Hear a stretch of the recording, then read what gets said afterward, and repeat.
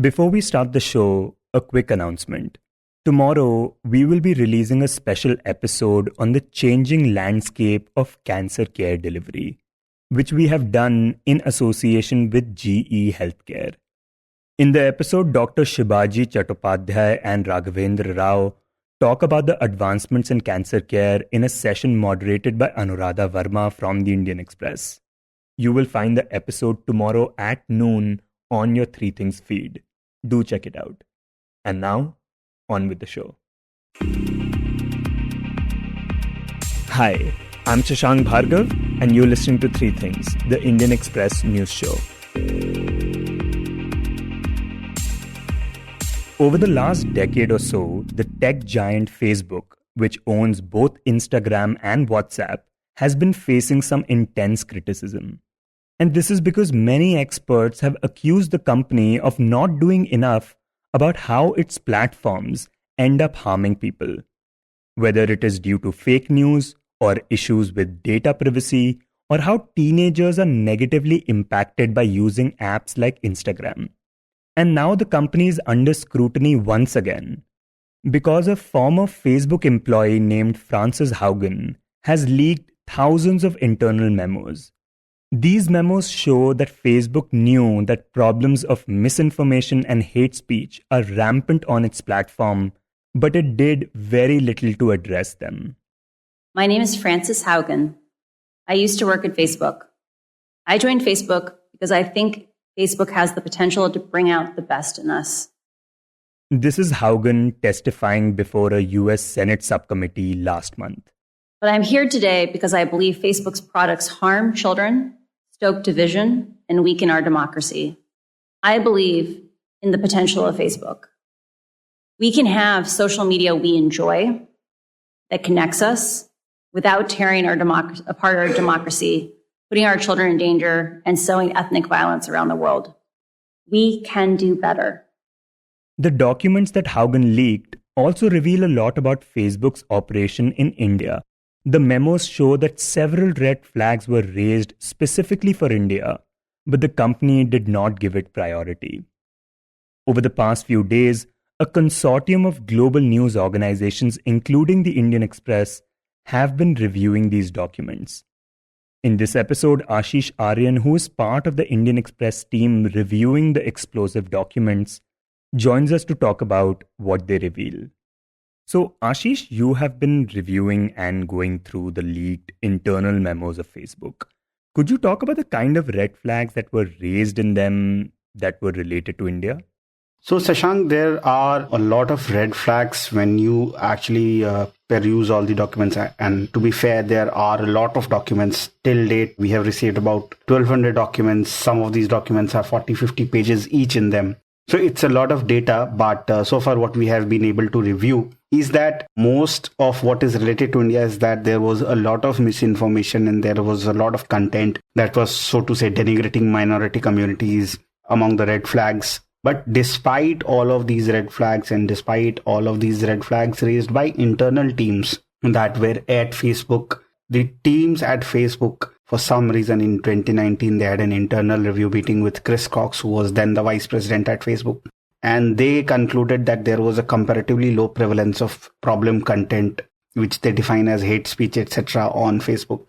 So far, what we have been able to see is that all these content, all these red flags, say, for example, one of the red flags was that before 2019 and even during the assembly elections, Facebook had red flagged internally that there was a rise in anti-minority and anti-Muslim rhetoric. And a substantial component of the 2019 Lok Sabha election campaign that was on Facebook, it contained these rhetorics which were, anti-minority or anti-Muslim. And they also predicted that this was likely to feature in the upcoming assembly elections also. And as we know that when the world was gripped with COVID and in March 2020, when there were lockdowns all over the world, so Facebook says that of misinformation changed, and from just anti-Muslim rhetoric, it became to outright threats of violence or COVID-related misinformation involving minority groups and even false information that Muslims were engaging in certain kind of communal violence. which was outright blaming a particular community for something that they might not have done. There is no way to prove that a certain community engages in violence or not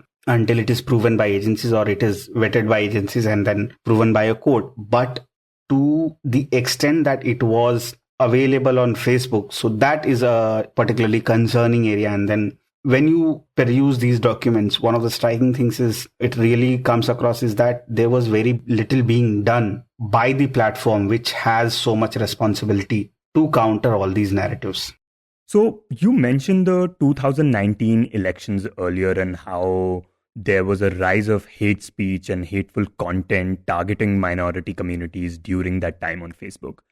Could you talk a bit more about that and what these memos reveal about it? So one of these internal documents that we got a chance to peruse is a July 2020 report, which very specifically notes that there was a marked rise in posts which blamed Muslims or which targeted Muslims either for violence or just harassing them and just, mocking them in the 18 months before July 2020. And that, like I said in the previous answer, that Facebook also predicted that this was likely to feature in the assembly elections, be it West Bengal or Kerala and so on and so forth. So, say for example, there was one internal report in 2021 before the assembly elections in Assam, in which Facebook particularly notes that Himanta Biswa Sarma, who's now the Assam chief minister, he was flagged as being party to trafficking inflammatory rumors, such as that Muslims were pursuing biological attacks against Assamese people by using chemical fertilizers to produce maybe liver, kidney or heart diseases in the Assamese people. So there is no basis for such a claim, or there is no basis for one group or other.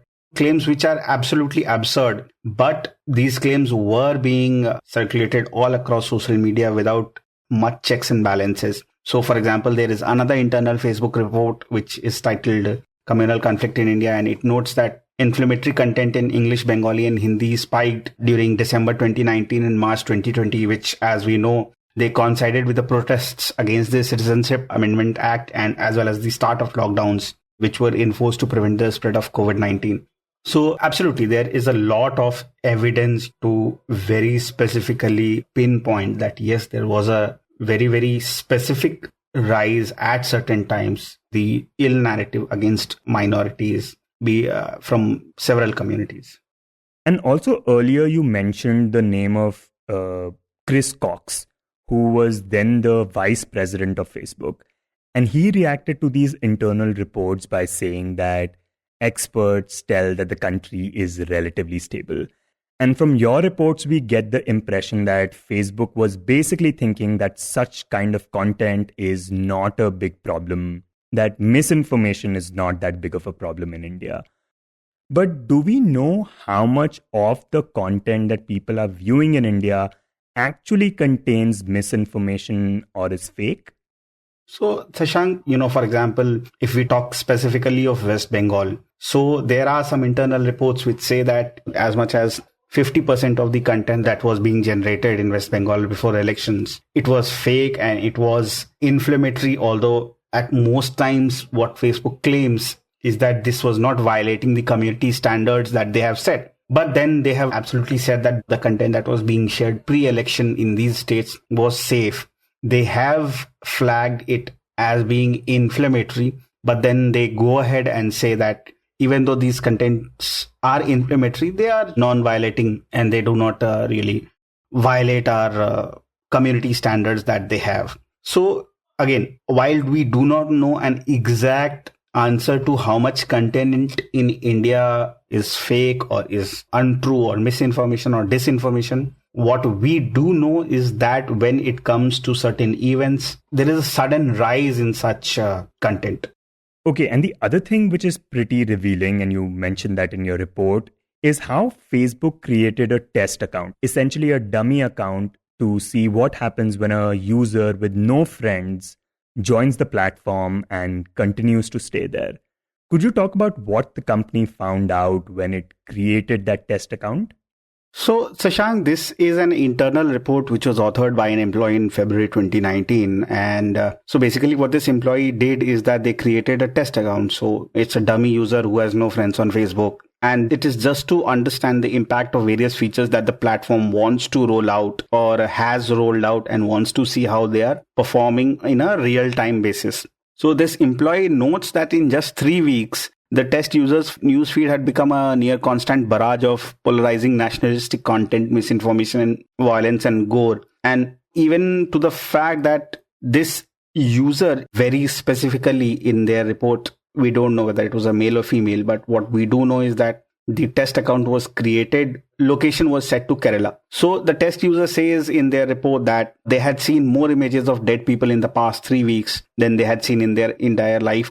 So just created on February 4 and just within 3 weeks. The idea being of the test account is that if the test account, which does not have any friends, so to say, on the platform, can be shown such content, it does not leave much to imagination on what young people or people who just maybe turned 14, 15 or people who are just getting onto the internet. What is the kind of content that is being presented to them and what is the kind of content that they have actually access to, and therefore why it would be very easy to brainwash them or, make them believe in a particular idea or guide them away from a particular idea or particular ideology. And one of the things about this dummy account was that it had no friends. So how was the account able to view these different kinds of news items and articles? So the internal report says that once they created the dummy account, the basis was that whatever the platform suggested, whatever groups it suggested, whatever pages it suggested to the user to like and subscribe, they went ahead and did exactly that. So one of the very interesting things that they note in their report is that since they don't have any friends, their newsfeed as such was pretty empty, but the watch and the live tabs, which are 2 tabs which are present for every user. So they say that when it did not know what to suggest, the algorithm often suggested a bunch of softcore porn to the user. So it raises questions on what is the kind of content that Facebook really, or the algorithm knowingly, unknowingly pushes to new users. So most of the content that this test user followed was just based on whatever Facebook was suggesting. Okay, so we are talking about misinformation and hate speech, specifically in the Indian context, right? And Facebook does use artificial intelligence to detect hate speech and abusive content. But how helpful are those AI mechanisms against non-English content? See, one of the allegations that the whistleblower Frances Haugen has made several times, even when she was explaining to the US SEC on why actually Facebook is not doing the things that it is doing or promising to have done, is that when it comes to hate speech or misinformation, there is a lot of investment going on in English as compared to the other languages, even though the speakers of other languages are far outnumber those which are English users. But she claims that Facebook has that sort of bias where they are not investing as much in other languages. So one of the things disclosed in the Wall Street Journal was that I believe it's like 87% of all the misinformation spending is spent on English, but only about 9% of the users are English speakers. It seems that Facebook invests more in users who make them more money, even though the danger may not be evenly distributed based on profitability. In countries where they don't have integrity systems in the local language, and in the case of Ethiopia, there are 100 million people in Ethiopia in 6 languages. Facebook only supports 2 of those languages for integrity systems. This strategy of focusing on language-specific, content-specific systems, AI to save us, is doomed to fail. So although AI and ML, Facebook claims that they have trained AI and ML to detect languages in Hindi and Bengali and several other languages, Telugu, Malayalam, Tamil, Urdu, and so on and so forth. What Haugen claims, and she's claimed this publicly, is that these hate speech classifiers or AI or ML trained to detect what is hate speech or what is misinformation, that has been developed very late, and at least she claims that it was not developed as late as May 2021. So those are the things that we are talking about, that when it came to languages other than English, Facebook was either very slow or Facebook did not pay enough attention. These are the claims made by Haugen, and some of it is corroborated in those documents that are there, where Facebook acknowledges that we do not have enough Bengali classifiers. And some of the documents also claim that our Bengali classifiers or Assamese language classifiers were not ready before the elections. And therefore, we had the problems in identifying hate speech or identifying such content in those languages. And the other major problem that you mentioned in one of your reports is that Facebook's global team, which is responsible for reviewing hate speech, that team faced cost cuts some time back. What was the reason for that? So, Shashank, based on these internal memos that we saw, there are some indications to say that the global team which was working on hate speech, there's a very candid memo which says that whatever we do, the cost reductions are coming no matter what we do, and that all the teams will be taking a haircut on their CO capacity. CO is community operations, which refers to the labor force contract at Facebook. So this is an August 6, 2019 note. So what they are essentially saying that since the cost cut is inevitable, so we have to explore ways in which we can still keep doing our work. And they had mentioned 3 potential levers, so to say, which were proposed internally of cutting costs. One was reviewing fewer user reports. Second was reviewing fewer proactively deleted pieces of content. And third was reviewing fewer appeals. So these were the ways, and Facebook claims to be spending as much as $2 million per week on just controlling hate speech or working on reviewing hate speech content, at least as of June 2019.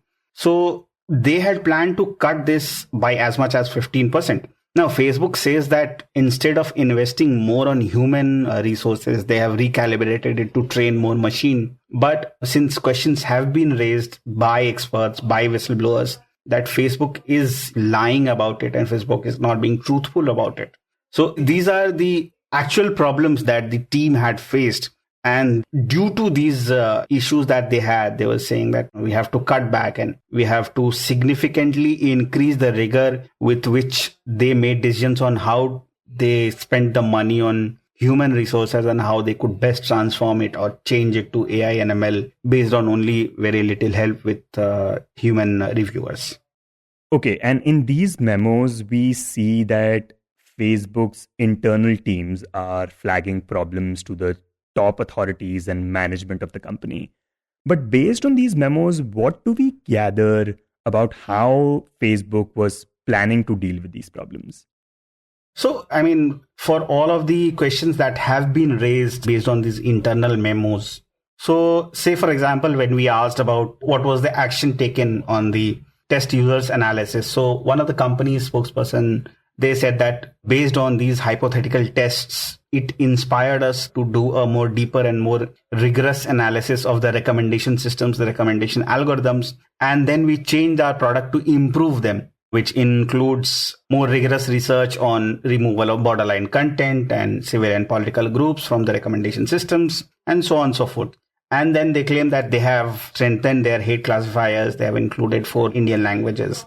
So these are the claims that they have made on these things. And then even on other things, when say there was questioned on what happened on reviewing and prioritizing or reviewing hate speech content, even in English, they say that we engage third-party auditors, which hold us to the highest accounts possible. And therefore, we are doing all that we can to counter the narrative or counter the hate speech that is there. But they never deny that there is no hate speech as such. And Facebook, despite all the claims that it is making, is still, experts and whistleblowers like Frances Haugen have claimed that they still come up short when it comes to being able to tackle all this.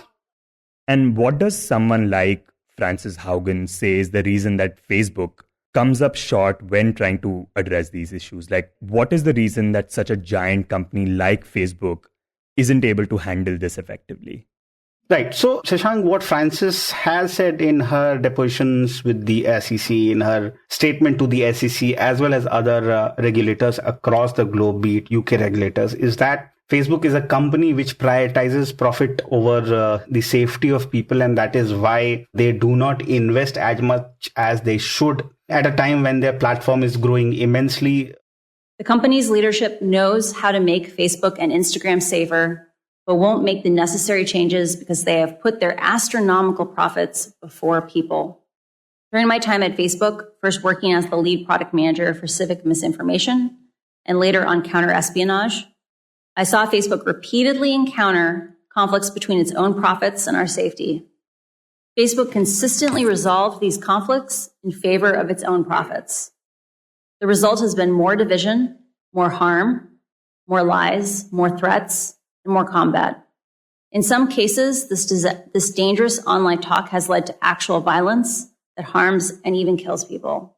So the safety systems that should have been in place have not caught up with the speed at which the platform has grown. And because these content which are slightly polarizing, which is hate speech or which is misinformation, since it tends to keep people longer on the platform and therefore it means more ad revenues for the company, these experts or even Hogan is claiming that due to these things, Facebook, instead of putting or investing more in these systems or in these, sort of guardrails, they are letting it slide just to prioritize or to make more money off of people, even if it means real worldly harm for them. You were listening to Three Things by The Indian Express. Today's show was written and produced by me, Shashank Bhargav, and was edited and mixed by Suresh Pawar. If you like the show, then do subscribe to us wherever you get your podcasts. You can also recommend the show to someone you think will like it, share it with a friend or someone in your family. It's the best way for people to get to know about us. You can tweet us at Express Podcasts and write to us at podcasts@indianexpress.com.